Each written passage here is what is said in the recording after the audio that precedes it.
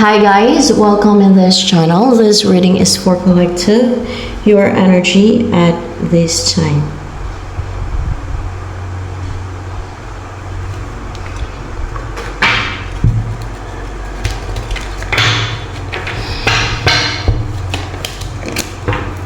Emperor in reverse. You're powerless. Manipulated and controlled yung mind mo kasi you're powerless. Ibig sabihin merong pwedeng mangontrol sa isipan mo na parang wala kang magawa ba right now. And you're starting a new beginning na hindi ka na ma-stagnant. Yan. Sana forever na hindi ka na ma-stagnant na, di ba? Hindi mag-succeed yung mga deceit ba? Mga ginagawang deceit sa kahit kanino man. Kasi madaming deceit dito sa mundo na para mas stagnant yung iba kasi gusto nila mangontrol nga. Madaming deceit dito guys. Yung iba kasi hindi lang talaga aware. Pero nakikita ng Diyos yung intention mo yan at kung ano yung ginagawa nila. Siyempre hindi makikita ng mga tao yan. Diyos ang nakakita niyan kasi patago ng deceit eh. So, Temperance, naghihil ka na ngayon or maybe you're in alignment right now. More clarification with the Temperance here. In alignment. You're in alignment right now with your person na pwedeng soulmate mo siya kasi the Lover's card or yan ang meant for you. Yan. And possible you are guided by angels to be together, and or we can call it divinely guided, that you're divinely guided to be together. Yan.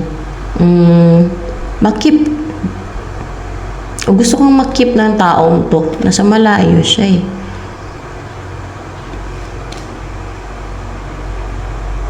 o para makip ka niya kailangan mo mag-travel papunta sa lugar niya o kailangan niya mag-travel papunta sa'yo. There's distance sa inyo. Para makip ka niya, pwedeng siya pupunta sa iyo o ikaw yung pupunta sa lugar niya. Kung saan man siya.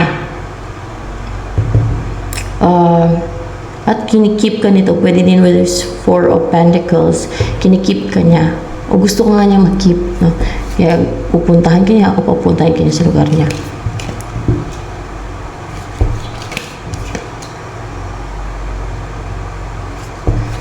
More clarification with this Knight of Wands in reverse.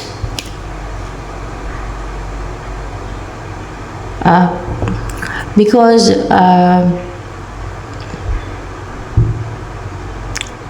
mangyayari na tong maging strong yung bond kasi meron Ten of Cups dito na bubuo kayo ng family, so there's possibility talaga na bubuo na kayo agad ng family or basta bubuo kayo ng family lalo kung makarating ka na sa lugar niya or siya pupunta sa'yo, maging strong yung bond nyo na makabuo na kayo ng pamilya nyo, magsasama na kayo as a family. You will live a life na fulfilled, happy, peaceful. Sino ba ang ayaw ng ganong buhay no, na peaceful?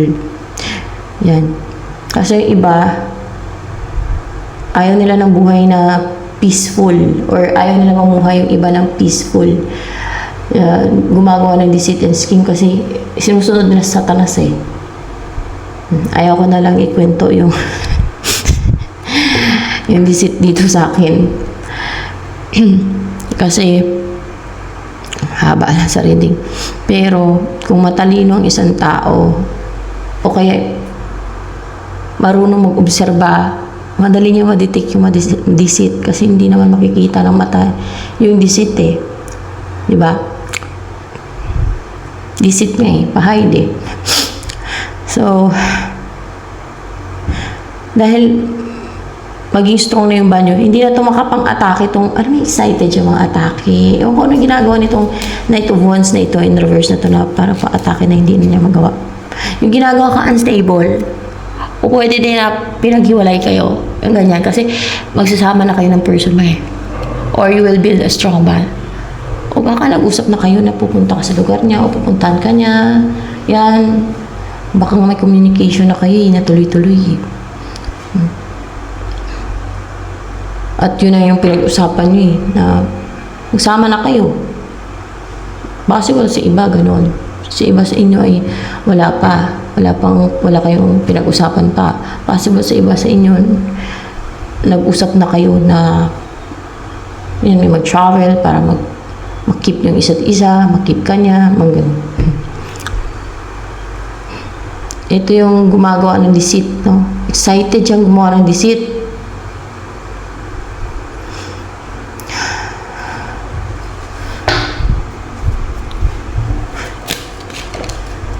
Para maging unstable ka.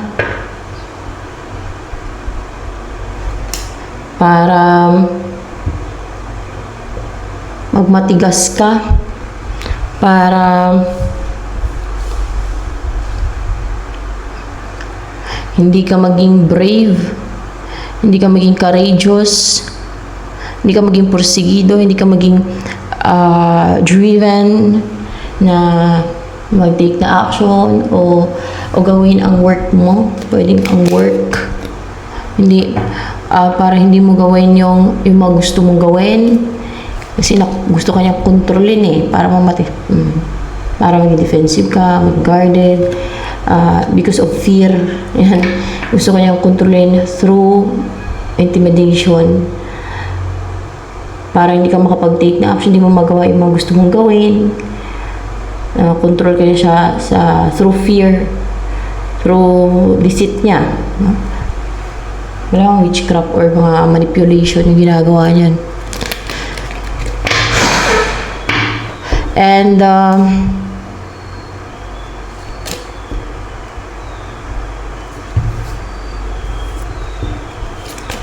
ano ang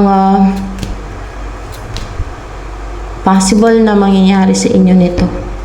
Dahil naka-align din naman kayo, di ba?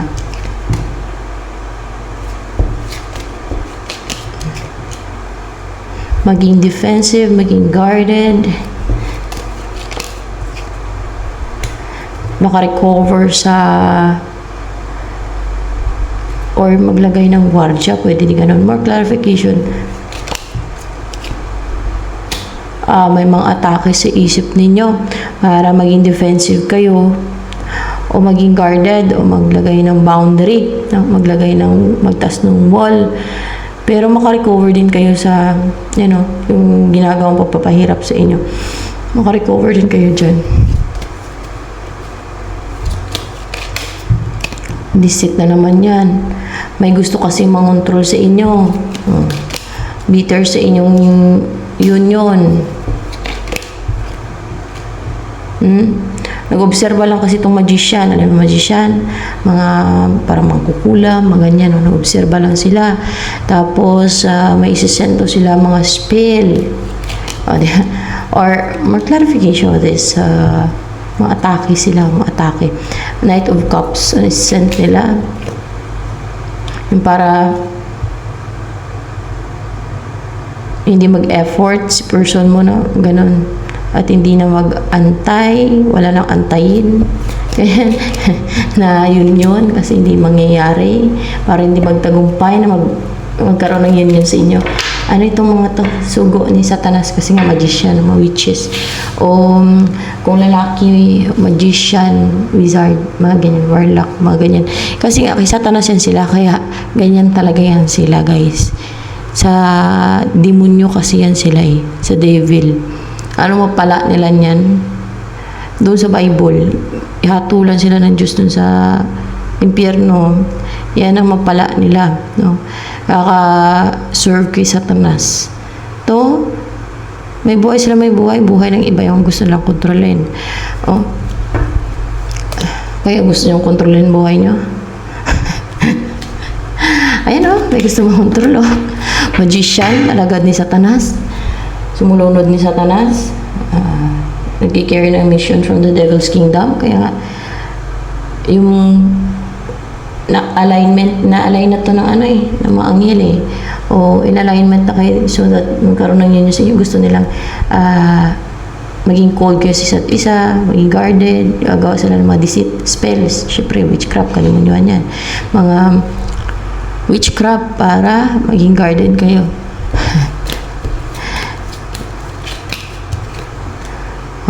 Pero hindi kayo makontrol ng mga yan. Gusto nila makontrol. Kasi naka-align na yan So, ito, kung sino-sino dito ang makaresonate. Yan. Hindi kayo makontrol yan. Kasi nakaalay na yan. Diyos ang makapangyarihan sa lahat.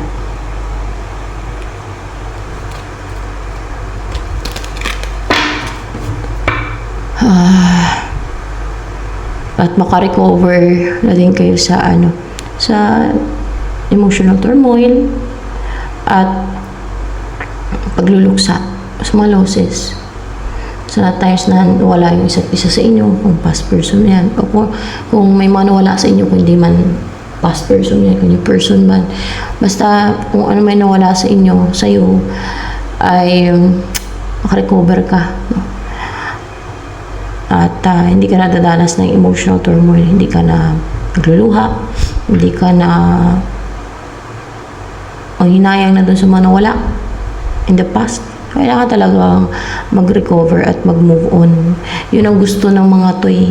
Yung pulahain yung mga biktima nila. Yung palabasin lang insane ka, yun ang gusto ng mga kaaway. Yung mga gumagawa ng mission galing from the devil's kingdom. Mga witches, wizards, warlocks, na you will look insane. You will look stupid. Lahat na lang. You will look desperate. You will be desperate in life. You will suffer. Kasi parang na-fulfill daw yung mga yan. May mga nag-expose din yan ng mga ganyan. Sa YouTube, English nga lang. Kadalasan, mga foreigner.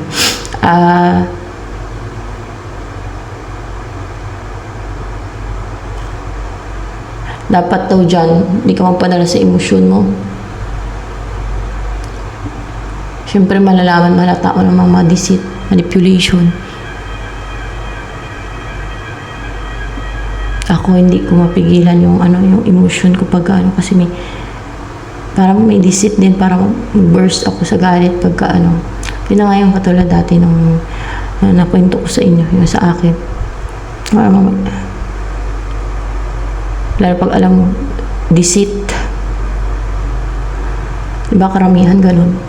Nagpapadala sa emosyon nila. Dahil injustice eh. Deceit eh. Kasi kung normal at matino na tao, buting tao yan. Kung tao lang talaga yan, na hindi alagad ni Satanas, hindi niya mag-isip sa kapwa niya na gagawa niya ng mga ganyan eh. Nagawa niya ng deceit eh. Na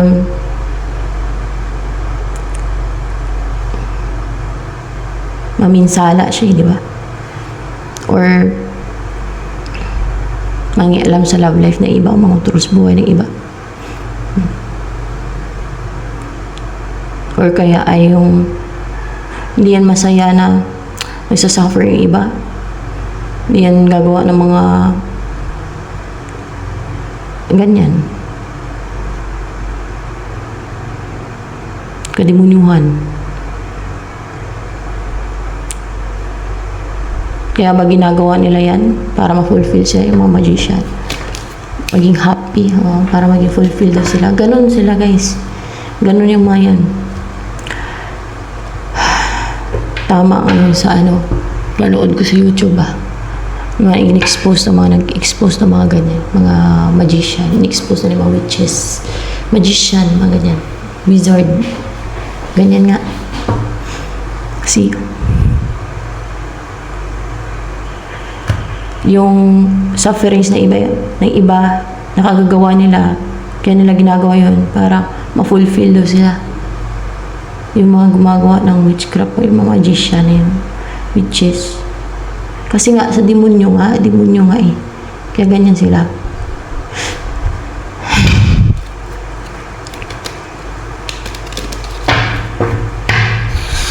And very manipulative. Manipulative energy. Trickster, manipulative.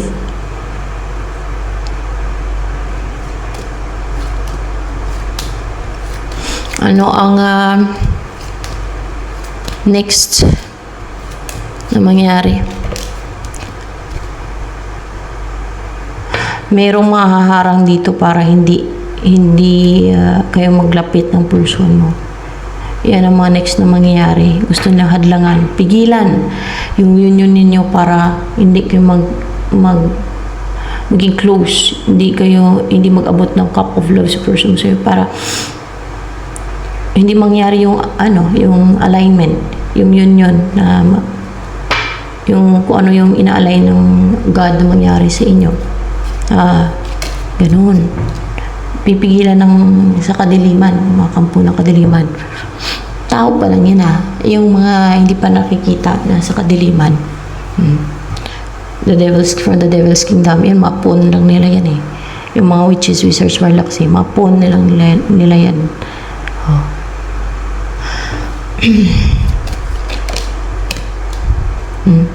Para mag-antay ka. O, diba? Tapos sabihin nila, ay, nag-antay siya, wala. Ay, hindi nag-take na action person niya sa kanya. Hindi malang person niya, baka ganun sabihin. Kaya ay, binagsawaan na ng person niya, ayaw ng person niya sa kanya. Mga ganun. O kaya, ano kaya yung sinasabi nila, no? Pagka mga ganun. Kasi ako, hindi ako ganun eh. Baka, kasi nagchichismisan niya sila. Ewan ko kung isa ba yung gumagawa dito. Nag-ano yan sila, kasi when there is gossip, yun pa yung expose na taga-Africa. When there is gossip, there is witchcraft daw eh. At kadalasan yan, hindi lang isa. May pagtutulungan yan, grupo yan sila. There is collaboration ba nang gaganap ba? Grupo ng mga alagad ni Satanas. Against merong mission from God. Sa mga taong merong plano ang God. Paano magkaroon ng plano ang God sa kanila? Paano sila gagamitin ng God? Si Satanas nagpagamit sila kay Satanas. Itong mga magician na to. Di ba? Hindi pwede kasi yung mag-serve ka sa devil, tapos mag-serve ka sa Diyos. Hindi kasi yung pwede.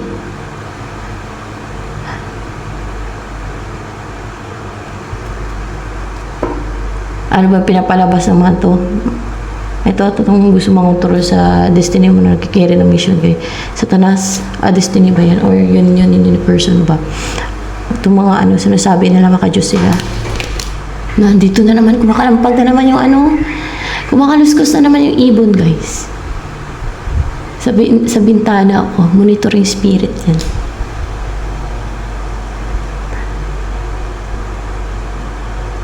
Ay, ano na ba yun?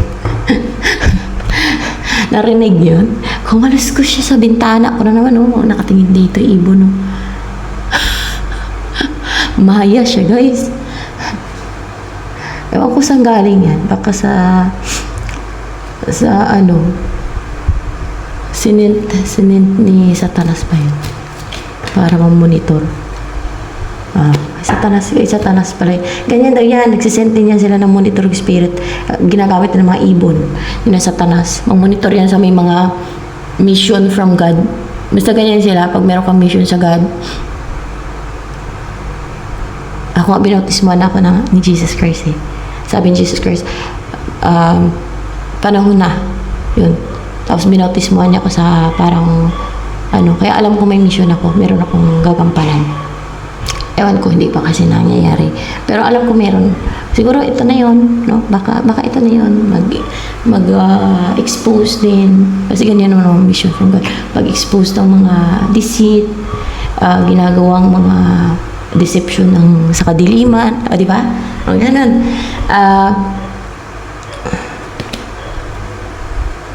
Ano na ba yung tanong ko dito kanina? Teka lang.